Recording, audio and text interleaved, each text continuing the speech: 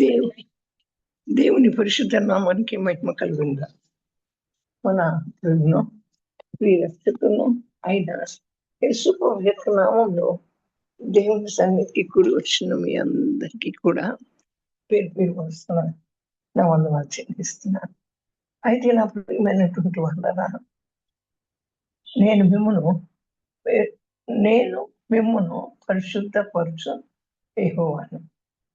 లేవియాకాండం మరి 22వ అధ్యాయము నా ప్రియమైన వాళ్ళరా 38వ వచనంలో, నేను మిమ్మల్ని పరిశుద్ధపరచు యెహోవాను. యెహోవా మెకాదిస్ అంటాం కదా. యెహోవా మెకాదిస్ అంటే యెహోవా పరిశుద్ధపరచు యెహోవా అని అర్థం. అయితే నా ప్రియమైనటువంటి వాళ్ళరా, నిన్ను పరిశుద్ధపరచు యెహోవా అని నేనే అంటున్నాడు దేవుడు. దేవుడు పరిశుద్ధుడు కనుక, దేవుడు మానవాతీతుడు కనుక, ఆయనలో కామం కానీ, ఆయనలో క్రోధం కానీ, ఆయనలో లోభం కానీ, ఆయనలో మోహం కానీ, మతం మత్సరాలు కానీ మరి లేవు. ఇవన్నీ ఉన్నటువంటి వారు దేవుడు అని అనబడరు. కామ క్రోధ మరి మోహ మత మత్సరాలు ఉన్నటువంటి వారు దేవుడు అనబడడు. నా ప్రియమైన వాళ్ళరా, దేవుని యొక్క స్వరూపంలో చేయబడినటువంటి మనం పాపం వల్ల పతనమైపోయాం. కానీ దేవుడు మనల్ని పరిశుద్ధపరచుటకు ఆశించుచున్నాడు, ఆయన కోరుకుంటున్నాడు. అందుకే నేనే మిమ్మల్ని పరిశుద్ధపరచు యెహోవాను అంటున్నాడు. నేను మీ దేవుడైన యెహోవాను, నేను పరిశుద్ధులను కనుక మీరును పరిశుద్ధులుగా ఉండండి. చూడండి, పరిశుద్ధత, పవిత్రత. ఈ పరిశుద్ధత లేకపోతే, ఈ పవిత్రత అనేటువంటిది మనలో లేకపోతే, మన భక్తి ఎంత చేసినా, మనం ప్రార్థన ఎంత చేసినా, మరి దానివల్ల మనం విజయం సంపాదించుకోగలుగుతున్నామా అని ఆలోచన చేస్తే అది చాలా తక్కువగా కనపడుతుంది. పరిశుద్ధత అంటే ఏంటి? మనలో కోపం ఉండకూడదు, కామం ఉండకూడదు, క్రోధం ఉండకూడదు, మన మత్సర్యాలు ఉండకూడదు. అలాగే మనల్ని మనం పరిశుద్ధపరుచుకుంటూ ఉండాలి. ఏ దినానికి ఆ దినం, ఏ క్షణానికి ఆ క్షణం. మనం నోటి మాట ద్వారా తప్పిపోతాం, కంటి చూపు ద్వారా తప్పిపోతాం, ఆలోచనల ద్వారా తప్పిపోతాం. అలాగే నా ప్రియమైనటువంటి వాళ్ళరా, ఊహల ద్వారా తప్పిపోతాం కనుక కంటి పాపం, తలంపుల పాపం, ఆలోచన పాపం, ఊహల పాపం నుంచి మనం విడిపించబడాలి. అదే పరిశుద్ధత. ఆయన ఎటువంటి పాపం లేనటువంటి వాడు కనుకనే దేవుడు, నేను పరిశుద్ధులను కనుక మీరు కూడా పరిశుద్ధులై ఉండాలని, మనం కూడా పరిశుద్ధులై ఉండాలని, నేను పరిశుద్ధులై ఉన్న ప్రకారం మీరు కూడా పరిశుద్ధులై ఉండండి. మరి అంతే కదా. మరి పిల్లలు తల్లిదండ్రులు ఏది చేస్తే అది చేస్తారు, ఏది మాట్లాడితే అదే మాట్లాడతారు. మరి ఈ లోకంలో బిడ్డలు తల్లిదండ్రులని అనుకరిస్తున్నారు. అలా ఆ దేవుడు లోకాన్ని ప్రేమించి తన అద్వితీయ కుమారుని మన కోసం పంపించినప్పుడు, మరి ఆయన అక్కడ సిలువలో నల్లగొట్టబడ్డాడు. నల్లగొట్టబడినప్పుడు మనం, ఆయన పరిశుద్ధత కలిగిన దేవుడు కనుక పరిశుద్ధాత్మ ద్వారా జన్మించాడు. మరి కన్యక గర్భాన అట్టి దేవుడు కనుక ఆయన్ని అనుసరిస్తున్న మనం, ఆయన సన్నిధికి వస్తున్న మనం కూడా పరిశుద్ధులమై ఉండాలి. పరిశుద్ధత లేకుండా ఎవరు కూడా దేవుని చూడలేరు అంటుంది దేవుని యొక్క వాక్యం. నా ప్రియమైన వాళ్ళరా, కనుక మనం చూస్తే ఇక్కడ పరిశుద్ధం అవట అంటే మనం ఏమనుకుంటామంటే శుభ్రంగా స్నానం చేయటం, ఆ తర్వాత శుభ్రంగా మంచి వస్త్రాలను కట్టుకోవటం, శుభ్రమైన అలవాట్లు కలిగి ఉండటం, అనుకుంటాం. అది ఏంటది? అది బాహ్యంగా శుద్ధి చేసుకోవటం. మన అంతరంగ శుద్ధి కావాలని దేవుని వాక్యం సెలవిస్తా ఉంది. మనం బాహ్యంగా ఎంతైనా శుద్ధి చేసుకోవచ్చు. శుభ్రమైన బట్టలు కట్టుకోవచ్చు. మరి అంతేకాకుండా శుభ్రంగా స్నానం చేయొచ్చు. శుభ్రమైన అలవాట్లు కలిగి ఉండొచ్చు. బయట మరి అట్లా ఉండటం కాదు కానీ, బాహ్యంగా శుద్ధి చేయబట్టం కాదు కానీ, మన అంతరంగం శుద్ధి కావాలి. అంటే గిన్నెలు తోముతాం, పళ్ళెలు తోముతాం. ఎక్కడ తోముతాం? బయట తోముతాం. కానీ లోపల లోపల తోమం. లోపల తోమం. అవి లోపల మరి ఎలా ఉంటాయంటే అజితేంద్రియత్వంతో నిండి ఉంటాయంట. గిన్నె, పళ్ళెము శుద్ధి అయ్యేటట్లుగా ముందు వాటి లోపల శుద్ధి చేయాలి అని మత్తయి సువార్త 23, 25, 26 వచనాల్లో రాయబడి ఉంది. యేసు ప్రభు పరిసయ్యులను, శాస్త్రులను హెచ్చరించాడు. మన కరోనా వచ్చిన కాలంలోనంట ఆమెకి ఒక కొడుకు, అబ్బాయికి కరోనా వచ్చింది. ఏ హాస్పిటల్కి తీసుకెళ్ళినా ఆ హాస్పిటల్లో ఎవరు జాయిన్ చేసుకోలే. ఒక హాస్పిటల్కి తీసుకొచ్చినప్పుడు ఆ డాక్టర్ గారిని అడిగితే జాయిన్ చేయమన్నారు. జాయిన్ చేసింది. అతనికి ట్రీట్మెంట్ స్టార్ట్ చేశారు. ఈమె దగ్గర ఒక్క రూపాయి లేదు. పైకి ఎలా ఉందని చాలా అంటే పాత చీర కట్టుకుని చాలా చింపితనంగా కనపడుతోంది. అయినా ఒక్క రూపాయి లేకపోయినా స్టార్ట్ చేశాను. ఆమె ఏం చేస్తుంది? అట్లాగే కూర్చుని ప్రార్థన చేస్తాం. అట్లాగే కూర్చుని ప్రార్థన చేస్తుంది మౌనంగా. ఆ డాక్టర్ గారు ఒకసారి చూశారు. ఆమె ఏం చేస్తుందని సిస్టర్ని పంపిస్తే ప్రార్థన చేస్తారు. మళ్ళీ చూసినా అంటే ఆమె ప్రార్థన చేస్తుంది. మళ్ళీ చూసినా అంటే ఆమె ప్రార్థన చేస్తాం. మరుసటి రోజు ఉదయం డాక్టర్ గారు వచ్చారు. ఆ డాక్టర్ మనం మళ్ళీ అందరూ ఫీజు కట్టారా? అందరూ ఫీజు చెల్లించారా అని అడుగుతున్నారు. అప్పుడు ఈమె చెల్లించలేదు కదా ఆ కుమారుడికి. ఆమె కట్టలేదని చెప్పి డాక్టర్ అనుకుంటున్నారంట నాదే బంగారపు గొలుసన్న మరి తాకట్టు పెట్టి నేనన్నా ఫీజు కడతాను అనుకుంటానంట. ఈలోపు డాక్టర్ గారు ఉన్నారంట, ఈరోజు వాళ్ళ అమ్మగారు నాన్నగారు చనిపోయిన రోజు అంట. అందుకని ఎవరి దగ్గర ఫీజు వసూలు చేయటం లేదు. దేవునికి స్తోత్రం. చూడండి, ఆమె పైకి శుభ్రంగా లేదు,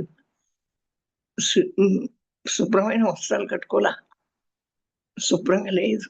కానీ లోపల ఆత్మ పరిశుద్ధపరచబడి ఆ ఆత్మ శుభ్రత కలిగి దేవుణ్ణి వేడుకుంది.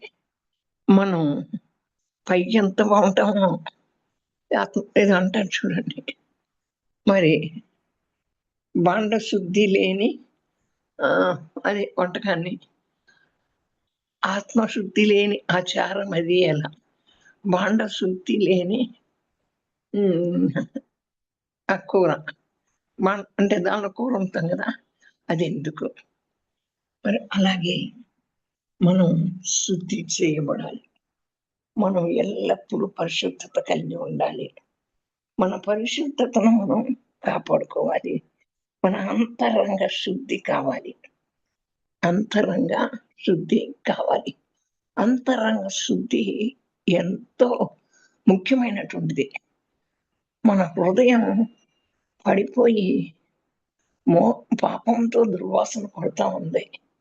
మన పాపం దోషం నీళ్లతో సబ్బుతో కడుక్కుంటే పోదు. కానీ నా ప్రియమైనటువంటి వాళ్ళరా, మరి మన దోషం మరి ఎలా కడగాలి?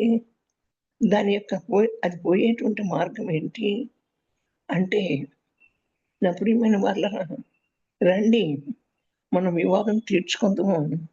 మీ పాపములు రక్తం వలె ఎర్రవైనను అవి హిమము వలె తెల్లవగును, కెంపు వలె మరి నా ప్రియమైన వాళ్ళరా ఎర్రనివైనను అవి గొర్రెబొచ్చు వల్లే తెల్లవగును. యెషయా గ్రంథం 1వ అధ్యాయం 18వ వచనంలో అని దేవుడు మాట్లాడుతున్నాడు. అవును, మన పాపములు ఎంత ఘోరమైనటువంటివైనా, అసహ్యకరమైనటువంటివైనా, మనలను ప్రేమించి మన కొరకు ప్రాణం పెట్టిన యేసుక్రీస్తు రక్తము ప్రతి పాపం నుండి మనలను పవిత్రులుగా చేయను. మొదటి యోహాను 1వ అధ్యాయం 7వ వచనంలో అయితే మనలో ఉన్న పాత ఆదాము స్వభావాన్ని కూడా తీసివేస్తుంది. అవును నా ప్రియమైన వల్ల ఎంత పాపం చేసినప్పటికీ, ఎంతగా మనం నా ప్రియమైన వాళ్ళరా ఘోరమైనటువంటి స్థితిలో ఉన్న, అసహ్యకరమైన స్థితిలో ఉన్న దేవుడు మనల్ని ప్రేమించి మన కొరకు ప్రాణం పెట్టాడు. మన పాపాలన్నిటినీ శుద్ధి చేశాడు. పరిశుభ్రపరచుట అంటే ప్రత్యేకింపబడుట అని కూడా అర్థం ఉంటుంది. ఆయన రాజ్య వారసులం కాదలుచుకున్నటువంటి మనం ప్రత్యేకంగా ఉండాలి అని దేవుడు కోరుకుంటున్నాడు.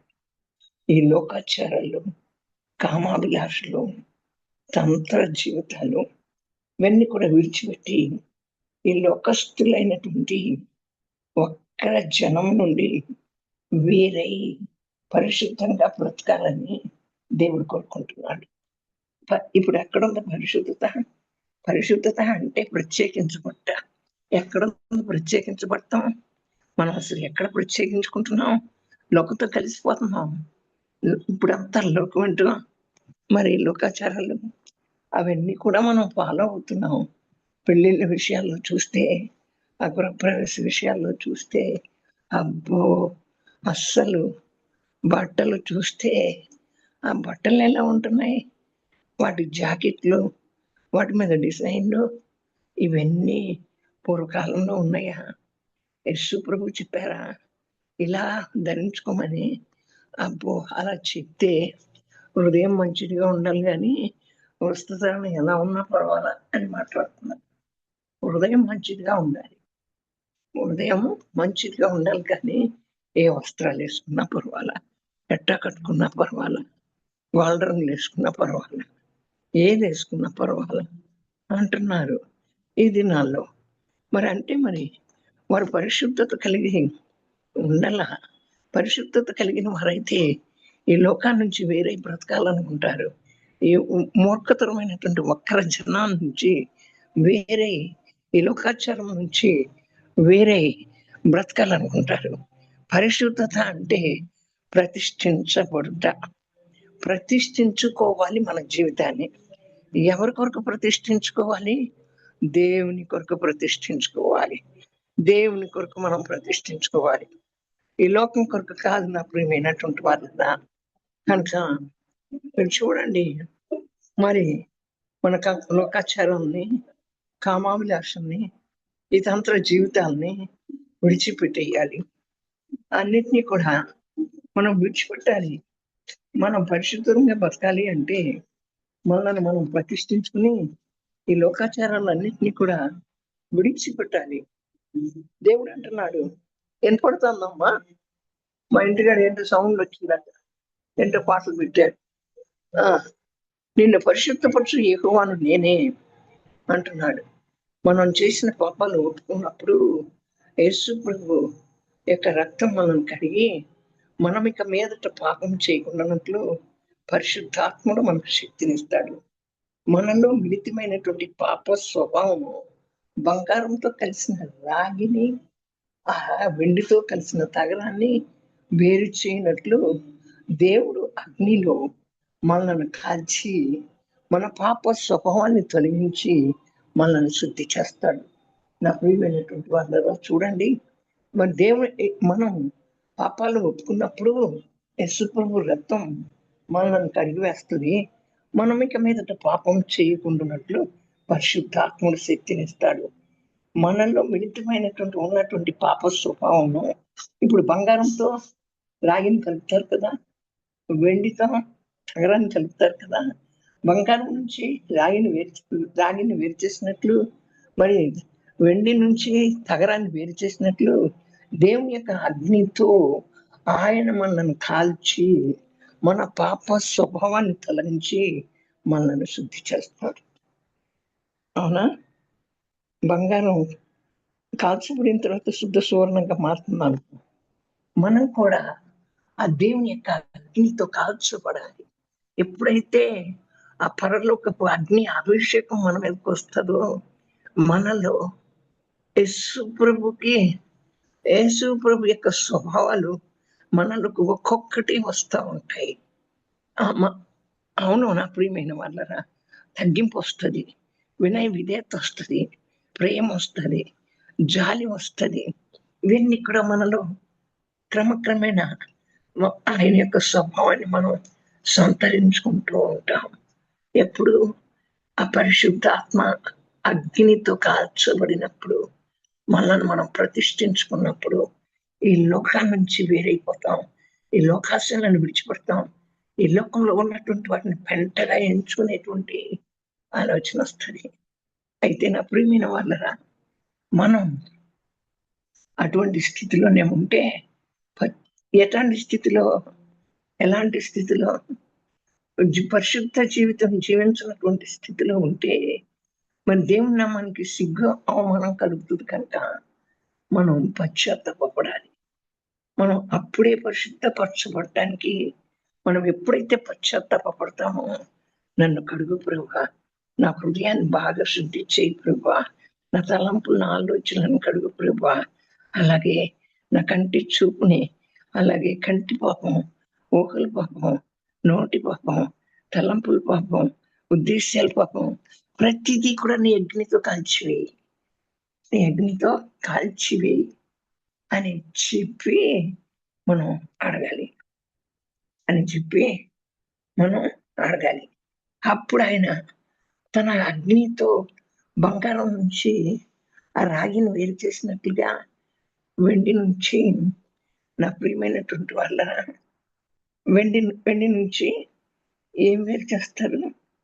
నా వెండి నుండి మన అయితే నా ప్రియమైన వాళ్ళ, అక్కడ ఆ వెండి నుండి మరి చెప్తూ చూడండి, ఆ వెండి నుండి ఉన్నటువంటి దాన్ని వేరు చేసినట్లు మనల్ని కూడా ఆ పాప స్వభావం నుంచి ఆయన వేరు చేస్తాడు. మన పాత జీవితం, మన పాత అలవాట్లు అన్నీ కూడా ఏమవుతాయి? మరి తీసేయబడతాయి. అన్నీ కూడా ఆ వెండిలో నుంచి తగరం వేరు చేసినట్లుగా. అయితే నా ప్రియమైన వాళ్ళ, వెండి బంగారాలను నిర్మాణం చేసినట్లుగా దేవుడు మనల్ని నిర్మాణం చేస్తాడు. యేసు ప్రభు యొక్క రక్తాన్ని ద్వారా కడిగి ఆయన మన రక్షకునిగా స్వీకరించినప్పుడు మన పాపాలు కడిగి వేయబడతాయి. దేవుని వాక్యాన్ని క్రమంగా చదవాలి, ప్రతి దినం ఆయన చిత్తంలో నడవాలి. అప్పుడే మనం పరిశుద్ధపరచబడతాం. అసలు ఈ రోజుల్లో దేవుని వాక్యాన్ని ఎవరు చదువుతున్నారు? చదివితే 1 అధ్యాయం 2 అధ్యాయాలు 10 అధ్యాయాలు చదివేసామంటాం, కానీ ఆ దేవుని వాక్యాన్ని ధ్యానించటల్లా, అసలు దేవుని వాక్యం చదవటానికి అసలు సమయం ఉండట్లా, ప్రార్థించడానికి సమయం ఉండట్లా. ఏదో అలవాటుతో కూడిన ప్రార్థన కాదు, ఆత్మలోతుల నుంచి, అంతరంగంలో నుంచి శుద్ధి చేయబడిన పరిశుద్ధులం అవుటకు ఆసక్తి కలిగి మనం ప్రార్థన చేయాలి. అలాగే అది ఎట్టుండాలి? అంతరంగంలో నుంచి రావాలి, మరి గుండె లోతులో నుంచి రావాలి ఆ ప్రార్థన. అట్టి ప్రార్థన చేసేవారు ఎక్కడున్నారు? అది మరి రోజు చెయ్యాలి కనుక అని అలవాటుతో కూడిన ప్రార్థన, ఆచారంతో కూడిన ప్రార్థన, అవసరాల కొరకు ప్రార్థనే. కానీ మనల్ని మనం పరిశుద్ధపరచుకోవటానికి, ప్రభువా నేను ప్రతిష్ఠించుకుంటున్నాను, ప్రభువా నన్ను నీ అగ్నితో కాల్చివేయి, నా ప్రతి నీకు ఇష్టమైన ప్రతి బీజాన్ని నీ అగ్నితో కాల్చివేయి. మనలో ఆయనకు ఇష్టమైన బీజాలు ఎన్నో ఉన్నాయి. మనలో గర్వం ఉంది, ఈర్ష్య ఉంది, అసూయ ఉంది, ద్వేషం ఉంది, కోపం ఉంది, మత్సరం ఉంది, డాంబికం ఉంది, విమర్శనాత్మకమైనటువంటి మాటలు ఉన్నాయి. కనుక ఇవన్నీ కూడా దేవుడికి ఇష్టమైనటువంటివి కాదు. ఇవన్నీ కూడా మనం దేవుని సన్నిధిలో ఒప్పుకోవాలి. ప్రభువా, నా ఈ బలహీనత తీసేయి అని ఒప్పుకుంటా ఉన్నప్పుడు ప్రభు ఒక్కొక్కటిగా మనలో నుంచి ఆ బలహీనతలను తీసివేసి మనను పరిశుద్ధపరిచి ప్రతిష్ఠిత జనంగా ఆయన ఎంచుకుంటాడు. మనం ప్రతిష్ఠించబడిన వారం అయితేనే దేవుడు సంతోషిస్తాడు. నా ప్రియమైనటువంటి వాళ్ళరా, ప్రతి దినం కూడా ఏం చెయ్యాలి? దేవుని యొక్క వాక్యాన్ని మనం చదవాలి. అనుదినం కూడా ఆయన చిత్తంలో నడవాలి. అవును, మన పాత జీవితం, మన పాత అలవాటు నుండి మనం పూర్తిగా విడుదల పొందాలి. మన అంతరంగం పరిశుద్ధపరచబడకపోతే మనకి జయ జీవితమే లేదు. అందుకే దేవుడు అంటున్నాడు, నిన్ను పరిశుద్ధపరచు యెహోవాను నేనే అనే ప్రభువుని మనం అడుగుదాం. నా ప్రియమైనటువంటి వాళ్ళరా, అయితే చూడండి, పరలోకమందున్న మా తండ్రి, నీ నామం పరిశుద్ధపరచుకోండి కనుక అని ప్రార్థన చేస్తాము. అయితే మనం అందరం కూడా దేవుని యొక్క నామాన్ని ధరించాం, కానీ పరిశుద్ధపరచబడని జీవితాన్ని కలిగి ఉన్నాం. అందుకనే దేవుని నామం అన్య జనుల్లో దోషం పాలవుతా ఉంది. ఆయన క్రైస్తవులు అంటే ఇలా ఉంటారా? దేవుని బిడ్డలు అంటున్నారు, ఇలాగ ప్రవర్తిస్తారా? వీళ్ళకి ప్రేమ ఉందా? వీళ్ళకి ఏముంది? దేవుని ప్రేమ లేదు కదా వీళ్ళలో అని చెప్పి మనం అన్యజనుల్లో మరి దోషం పాలయ్యేటువంటి పరంగా ఉంటాము. నా ప్రియమైనటువంటి వాళ్ళ, అయితే అటువంటి స్థితిలో ఉంటే మనం పశ్చాత్తాపడాలి. పరిశుద్ధ జీవితం జీవించకపోతే ఆయన ఘనమైనటువంటి నామానికి మన ద్వారా సిగ్గు, అవమానం కలిగేటట్లుగా బ్రతుకుతూ ఉన్నట్టయితే మనం ఏం చేయాలి? పశ్చాత్తాపడాలి. పశ్చాత్తాపడితే ఆయన నామం ధరించినటువంటి మన జీవితాలు పరిశుద్ధపరచబడుతుంది ద్వారా దేవుని నామం కనపరచబడుతుంది. ఆయన నామాన్ని ధరించిన మనం అపవిత్రులుగా జీవిస్తే ఆయన నామానికి సిగ్గు, అవమానం కలుగుతుంది. నా ప్రియమైన వాళ్ళ, మనం దేవుని నామాన్ని ధరించాం, పరిశుద్ధులవుటికే దేవుడు పిలిచాడు, కానీ అపవిత్రులుగా జీవించటానికి దేవుడు మనల్ని పిలవలా. పరిశుద్ధులుగా జీవించడానికి దేవుడు పిలిచాడు. ఆయన పరలోకపు అగ్ని మనలో ఉన్నటువంటి ఆ చెత్త చెదారం, ఆ కుళ్ళు, ఆ మట్టు, మాలిన్యం అంతా కూడా దహించి వేసినట్లుగా మనం కోరుకుందాం.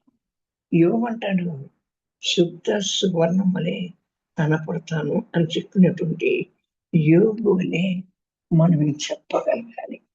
కనుకనే యెహోవా మెకాదేశ్, యెహోవా మెకాదేశ్ అంటే యెహోవా పరిశుద్ధుడు.